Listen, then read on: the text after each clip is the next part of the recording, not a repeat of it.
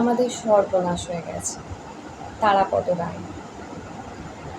আমরা যে গাছটিকে কৃষ্ণচূড়া ভেবেছিলাম, যার উদ্দেশ্যে ধ্রুপদী বিন্যাসে কয়েক অনুচ্ছেদ প্রশস্তি লিখেছিলাম, গতকাল বলয়বাবু এসে বললেন এটি নাকি বানর লাঠি গাছ।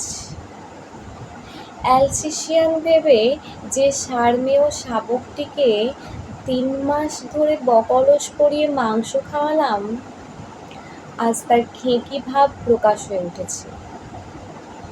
আমরা টেরও পাইনি আমাদের ঝর্ণা কলম কবে ডট পেনে পরিণত হয়ে উঠেছে, আমাদের বড়বাবু কবে হেড অ্যাসিস্ট্যান্ট হয়ে গেছেন, আমাদের বাবা কবে বাপি হয়ে গেছেন।